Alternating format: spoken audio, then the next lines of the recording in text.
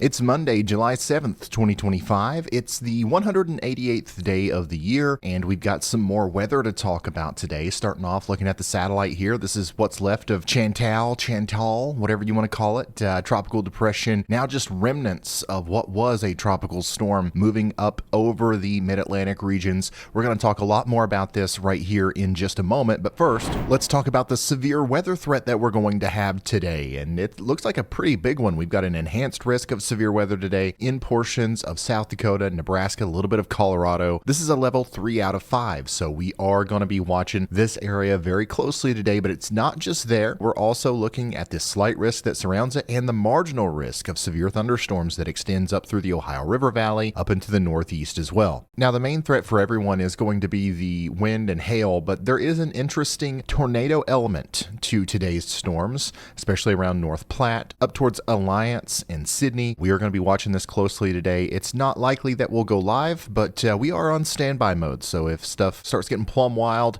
we will be live, so turn your notifications on. Now, what's causing these storms today, especially up here in the plains, is going to be this potent shortwave trough that's moving into an unstable environment. This is something that we've seen several times this year, and it's going to be the story again today. Speaking of an unstable environment, we are going to see convective available potential energy values exceeding 2,500 to 3,500. That just means that there's going to be a lot of storm fuel out there. We talked about this a lot this year. Just the higher that number, the more yellows and reds you see there, the more likely it is that whenever the storms start to initiate, they're going to be able to be very strong. And that's what we think is going to happen today. The action kicks off this afternoon. We're going to see some storms popping up over here in South Dakota and North Dakota between Fargo and Rapid City. And those are quickly going to organize into a line of storms, potentially with very large hail and damaging winds moving over towards the Lake Traverse Reservation area, Clark, Clear Lake, Interstate 29 north of Sioux Falls. It's going to be a dangerous spot to be today as this line of storms goes through. But as that moves into Minnesota, the focus is going to shift back here where the second wave is really going to pick up. And that's where we have the best chance of seeing supercells. You see how we actually have some isolated supercells popping up here on the HRRR model. If we actually see this, we're talking about baseball size hail. And this is where we have the real potential for some isolated tornadoes today. And just look at all this other stuff too. We've got another Boeing segment, another line of storms that's possibly going to be coming out of northern and northeastern portions of Colorado. This will impact northwestern Kansas and portions of Nebraska as well. We're going to have some heavy rain makers, maybe some hail makers, and some isolated severe thunderstorm wind gusts down here east of Albuquerque in New Mexico as well. Those will move into Oklahoma and Texas during the overnight hours, and just a ton of pulse storms down here in the southeast. That's part of the reason why we have a marginal risk that extends up through the Ohio Valley. And then the remnants of Tropical Storm Chantal, that's going to continue to cause problems over here in the northeast as well. So just a really active day today. It's going to be an incredible day to watch the YALBOT channel. It's going to be zooming all over the place. So if you haven't checked that out, I highly recommend it. Another thing we're going to be keeping a close eye on here, of course, is the flooding. All right, we've got a major flooding threat potentially in the mid-Atlantic today as the remnants of that tropical storm continue to move northeastward. It caused a ton of problems yesterday. I was watching YALBOT listen to the scanners yesterday, and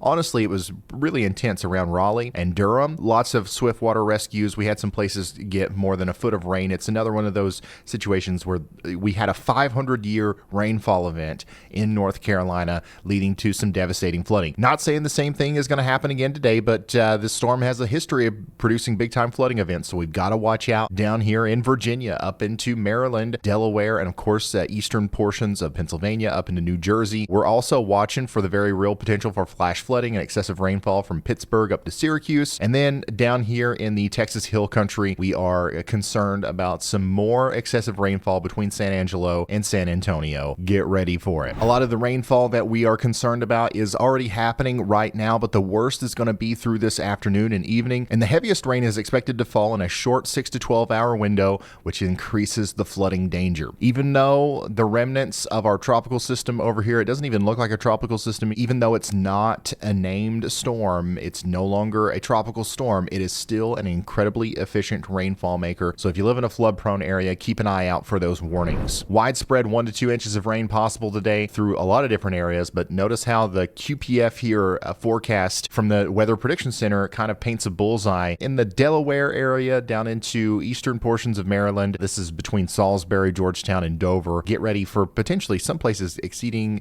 4 inches of rain in a very short period of time. We're also looking at another little bullseye area up here between Philadelphia and New York City. So get ready for the heavy rain. It's going to be a wet day for lots of us. And we're about to dive much deeper into that. But first, let's shout out today's awesome sponsor. Smalls voted #1 healthiest cat food. So most of you might not know this, but I'm actually a big time cat lover. My wife and I had a cat for many years named Jonesy, and I honestly loved that cat. He was our best friend. Unfortunately, he hasn't been with us for a while now, but I've still got a soft spot in my heart for our feline friends. And that's why I jumped on board whenever Smalls reached out. When I heard they were actively working to change the game in the cat food industry, I thought it was pretty cool. So I actually sent some to my sister, who has a cat named Archie, and now she won't stop sending me these videos of him loving his new go-to food. It's kind of funny being a guy promoting cat food when I don't even have a cat anymore. But between my sister and tons of other people raving about this stuff, I just had to share it with y'all. Smalls makes protein-packed recipes with ingredients you'd literally find in your fridge, no weird preservatives and no mystery meat. Honestly, I can see why Cats.com named them the best overall cat food, and the reviews speak for themselves. Jennifer M. said, and I quote, "After every feeding, he gets this burst of energy and starts running around the house.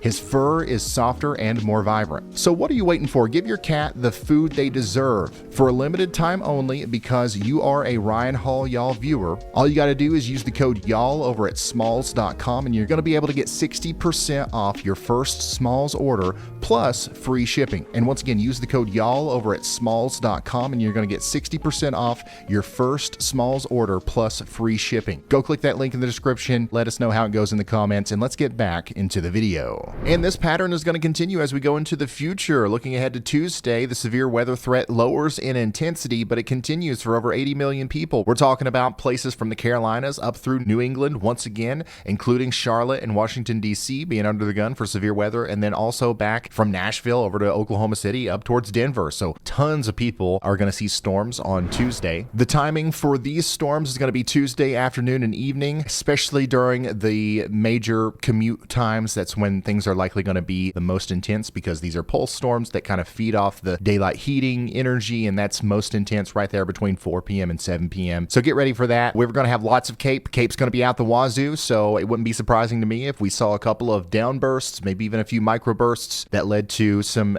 pretty significant damaging winds. So get ready for this on Tuesday. But the real wild card that I'm watching comes Wednesday, where, yeah, we're going to have our continued threat for isolated wet downbursts and pulse storms in the Carolinas up through the mid-Atlantic. But we've got a really interesting risk coming together here in the plains, where this is a classic boom or bust situation, where we're going to have tons of CAPE, convective available potential energy, thunderstorm fuel, this time exceeding 4,500 joules per kilogram in some areas. This could lead to baseball-sized hail, potentially pretty good tornado risk as well. But there's not a huge forcing mechanism here. It could do nothing. There could be nothing that happens. That's why right now we have a marginal risk from North Platte up to Bismarck, but definitely keeping an eye on Wednesday in North Dakota, South Dakota, and Nebraska. Now, what's interesting is as we go into Thursday, we have another trough moving in from Canada that's actually going to provide the lift that we need to turn all of that instability into storms. And there's a more solid chance of us seeing severe weather on Thursday, but it's the same setup. Okay, Wednesday's a wild card.